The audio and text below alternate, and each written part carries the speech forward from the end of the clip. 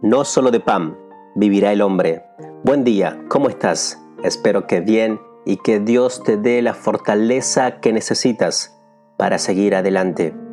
La porción bíblica de hoy dice así: Mientras callé, se envejecieron mis huesos, en mí gemir todo el día, porque de día y de noche se agravó sobre mí tu mano, se volvió mi verdor en sequedades de verano.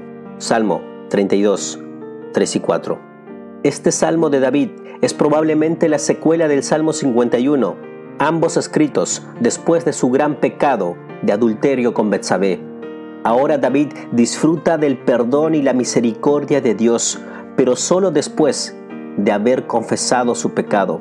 Después de disfrutar del placer del pecado por unos minutos, David escondió su pecado por más de un año. Él pensó que nadie lo sabría, que nadie lo había visto.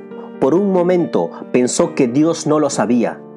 A propósito, tenemos que decir que el engaño del pecado nos hace estúpidos. El pecado nos hace creer, primero, que lo disfrutaremos mucho y luego que Dios no lo sabrá. El pecado siempre te llevará más lejos de lo que estás dispuesto a ir y luego te pasará una factura que es mucho más alto de lo que puedes pagar. El pecado no confesado puede hacer de un hombre de Dios un hombre miserable. David pensó que podría ocultar su pecado, pero todo lo que se oculta se pudre. Dios dejó de bendecirlo y David sufrió las consecuencias físicas y emocionales, consecuencias espirituales y familiares. El precio de unos minutos de placer fue terriblemente grande. Nadie pecaría si el pecado no ofreciera placer.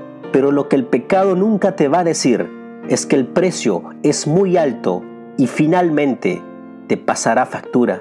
David escondió su pecado por más de un año, más de 12 meses lejos de la comunión con Dios. Perdió su gozo y su devoción. Trató de fingir que estaba todo bien, pero no pudo hacerlo. La mano de Dios lo aplastó hasta que finalmente no aguantó más y confesó su pecado.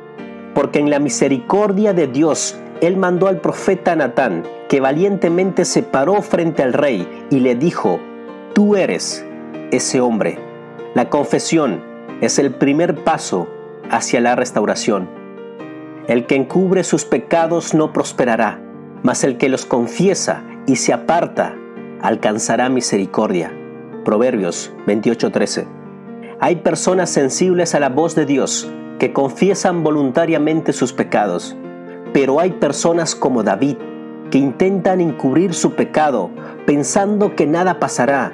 Son tercos como un caballo salvaje, necios como un mulo, y no se acercan a Dios voluntariamente porque su soberbia es más grande.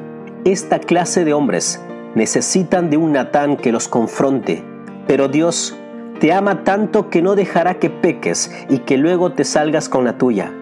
El pecado nunca fue barato y el Señor sabe que si no rompe nuestro orgullo y nos lleva a confesarlo, terminaremos completamente destruidos por el pecado.